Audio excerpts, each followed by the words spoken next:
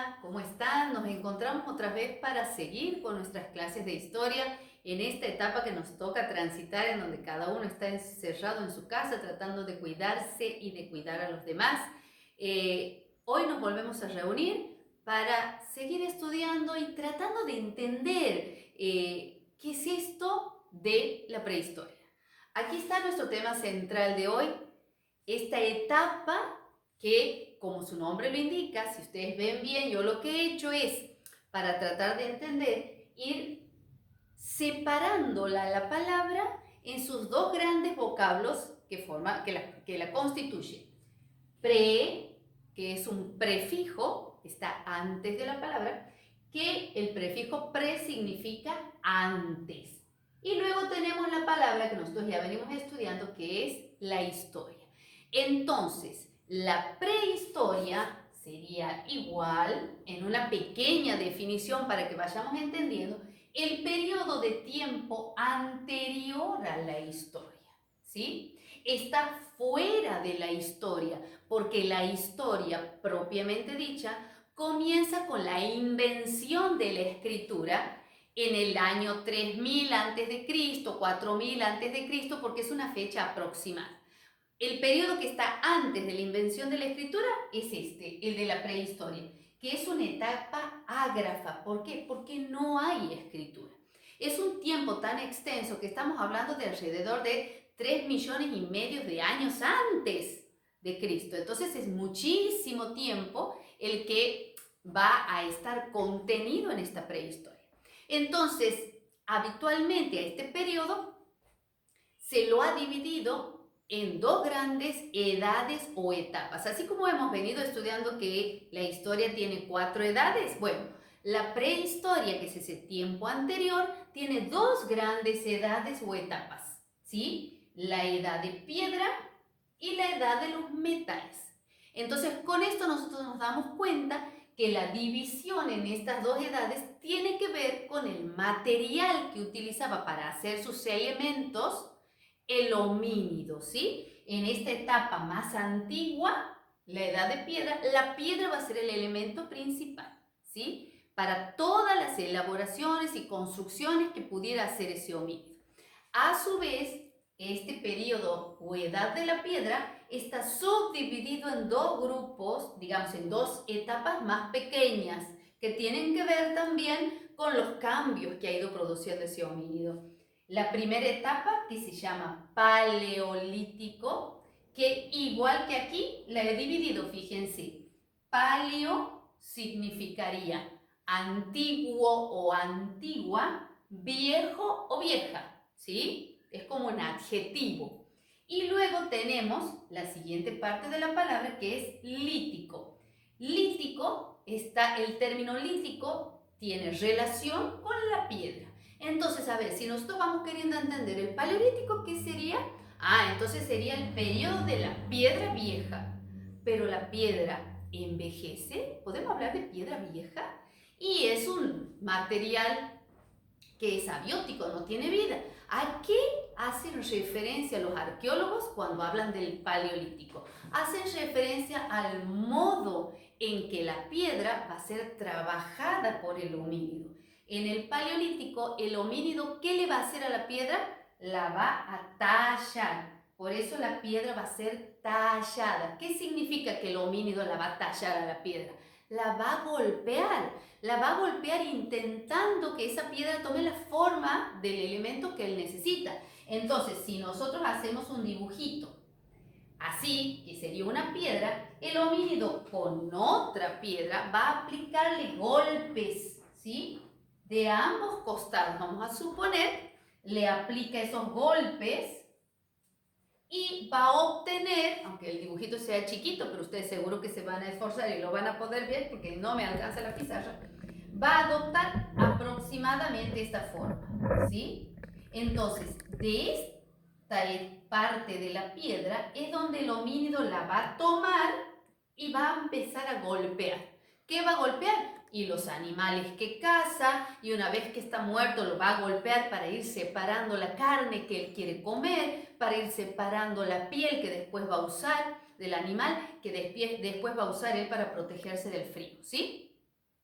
En esta etapa de la piedra vieja, el homínido va a tener su forma de organización, que eso ya vamos a ir estudiando todas las características del Paleolítico.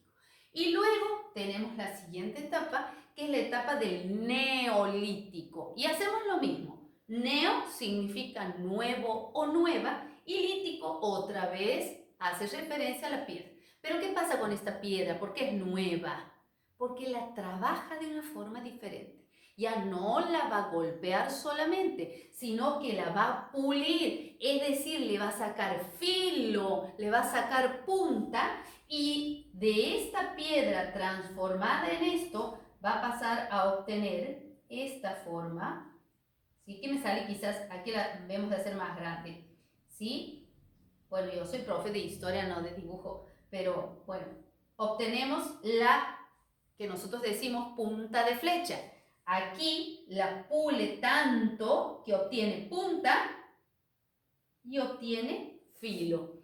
Entonces eso le va a permitir al homínido poder cazar con el arco y la flecha a distancia al animal. Entonces va a evitar que ese homínido muera, porque aquí en el Paleolítico lo tiene que golpear.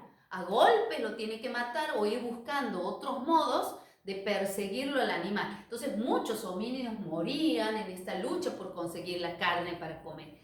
Aquí en el Neolítico va a ser a distancia, va a esperar que se desangre y entonces luego con un cuchillo va a poder carnear o faenar, como le decimos al animal. Entonces su modo de vida va a cambiar y también este homínido va a sobrevivir en mucho más tiempo que aquellos que habitaron el Paleolítico, ¿sí? Bueno, luego vamos a pasar a la etapa de los metales y va a trabajar 3 metales, ¿sí? 2 que los encuentra en la naturaleza y otro que lo va a producir él. El primero es el cobre, que lo encuentra en la naturaleza, entonces con el cobre va a empezar a elaborar los objetos que antes hacía con piedra. Luego va a descubrir que si a ese cobre con el fuego de por medio lo une con el estaño, va a obtener el bronce, un metal aún más duro y resistente. Pero luego va a encontrar en la naturaleza el hierro, que es aún el más fuerte. Entonces, todo aquel grupo humano que controle y tenga sus armas de hierro va a ser el grupo humano más poderoso y va a dominar al resto, ¿sí?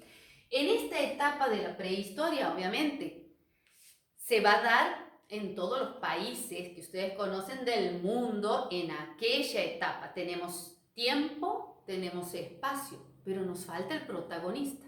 El protagonista va a ser el hombre, pero ese hombre que somos nosotros, no hemos sido así siempre. Hemos ido atravesando por lo que se conoce como proceso de hominización, donde se ha dado una evolución. Hemos ido cambiando, de acuerdo a la teoría de Charles Darwin, ¿sí?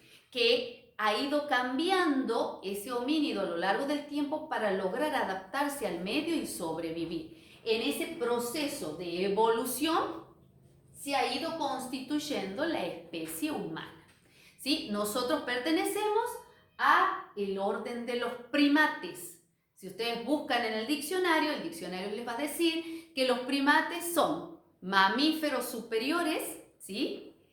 Que tenemos las extremidades superiores e inferiores, 2, terminadas en 5 dedos cada una, provistos de uñas, ¿sí?